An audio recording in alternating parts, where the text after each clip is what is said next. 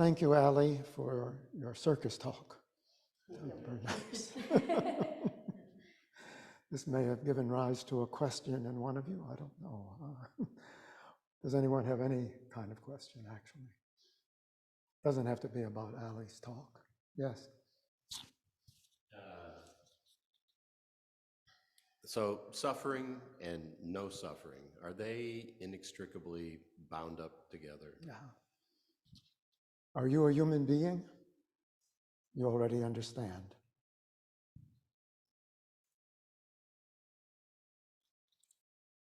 Thank you.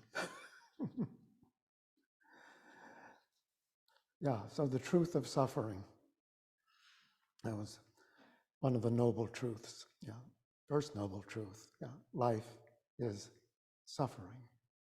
And there's a way out of the suffering. That's about as compressed a version of Buddha's teaching, I think, that you can get. Yeah. So, yeah, suffering is universal. Yeah, not just human beings, but all sentient beings experience some kind of suffering.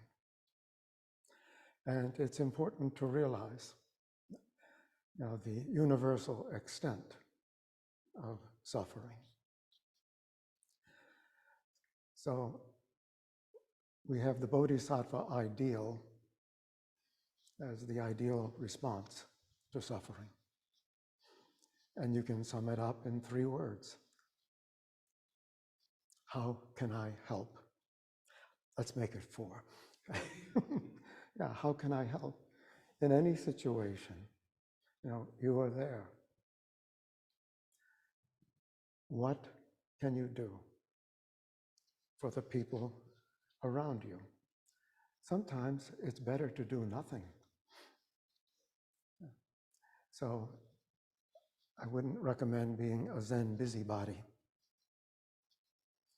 and really looking for it.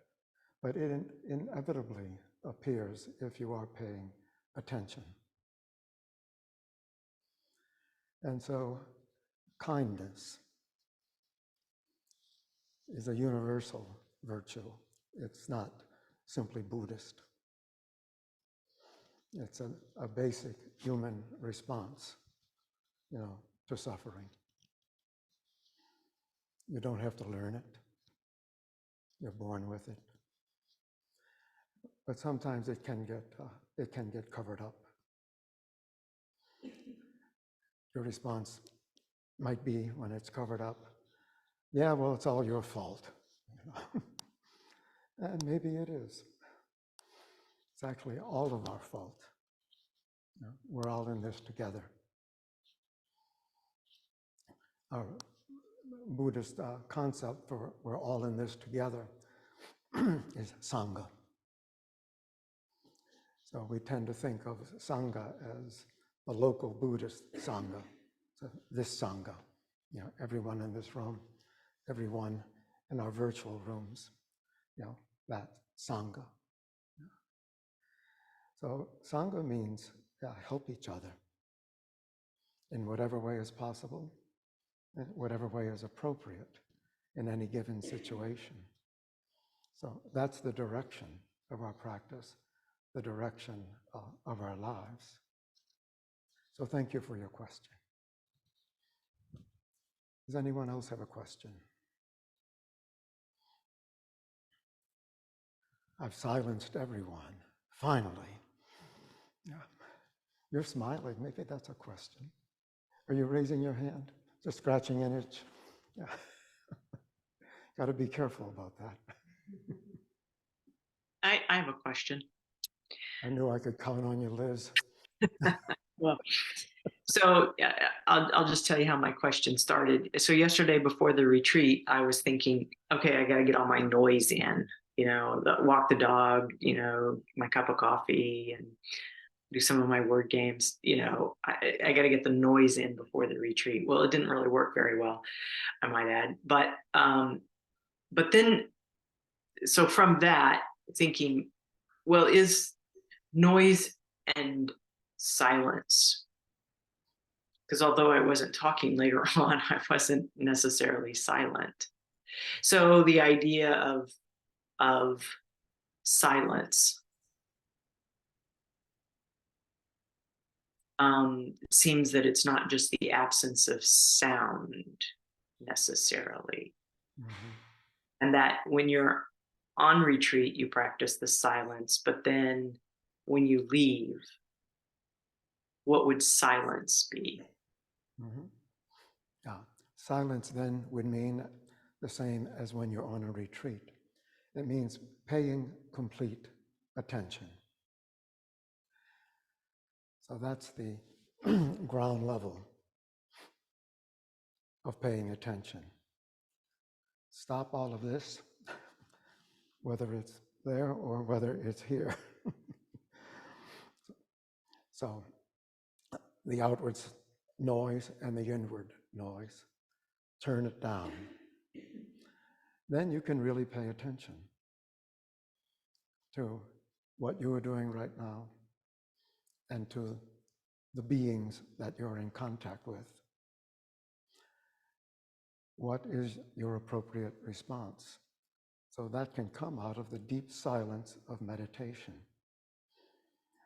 So during meditation practice, we're certainly not talking or beating on our juggling sticks. We're just sitting. Yeah. And we have a practice, that we're doing. So there is a practice called just sitting, and it's kind of a technical term, but we always have some kind of practice, usually connected with the breath. Perhaps it's a mantra that's repeated. So whatever technique. So you can view that technique, excuse me, as practice for how you live your everyday life. You are simply paying attention to something very, very simple. Perhaps some simple mantra, as simple as observing your breath. Not difficult. Then you step out into the world and all sorts of difficulties appear. I don't have to give you a catalog. You can all provide your own catalog of difficulties that you're very familiar with. So then how do you deal with them?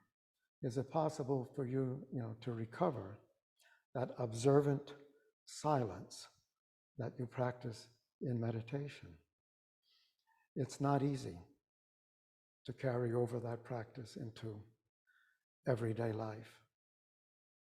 Completely paying attention instead of anticipating a reaction, especially if the reaction is not a particularly compassionate reaction, as it often is.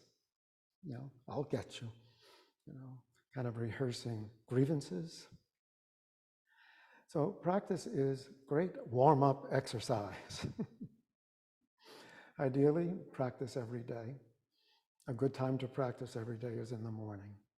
Then you're preparing how to live, that day. So it is an activity in itself, but it's also preparatory for everything else that you do, everything else, that you say.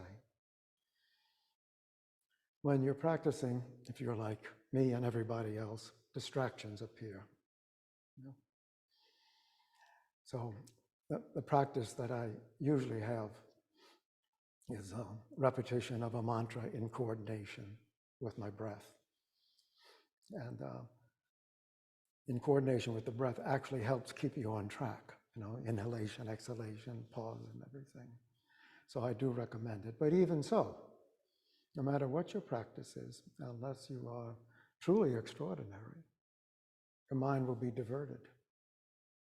And then you see that and you come back. So how can you carry that over into everyday life? you're dealing with someone, maybe not in the most helpful way, sometimes that happens. And then can you become aware of it? And then can you tone it down? Can you literally change your mind about what you're doing in this moment, in which you have at least noticed that this isn't so good, you know? So practice is practice for living our lives. So thank you for your question. What time is it? We have time for one more question. Or maybe you've heard enough. I have a question. Let's see, we have a live question and an online question. Maybe we can do both. Okay, online, what is your question? My question is, the clear mind, open heart, and strong center, are they the same or different? You already understand. You're supposed to say, so I ask you. That's how this works. So can you say that? So I ask you. I forget what the question is. Can you repeat it? Yes. Clear mind, open heart, and strong center, are they the same or different? Do you understand? Thank you. It's good to see you, Shuang. Same here.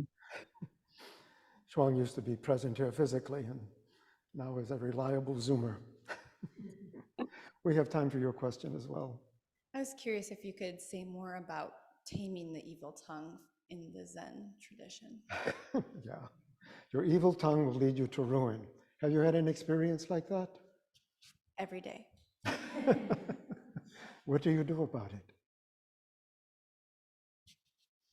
I reflect. I rehearse how something could go differently. I commit to having a stronger intention in the present. Yeah, you already understand. Just do that. I can't recommend anything better. So believe in yourself 100%. Whatever you're doing, especially in a situation, so that you're referring to right now. Yeah. Yes? I'm wondering if you could clarify, because sometimes people here believe in yourself to mean that whatever they do is wonderful. I'm sorry? Sometimes people hear the phrase, believe in yourself, to mean that whatever they do is wonderful. Yes, believe in your potential, always to do the right thing, and be completely aware that will more often than not happen. That goes along with it, yeah. Thank you for that clarification. So thank you all very much for your practice. It's always good to see people online. And this, how many years have we been doing this online? Only 2? Well, online, well, turn the recorder off. I'm sorry?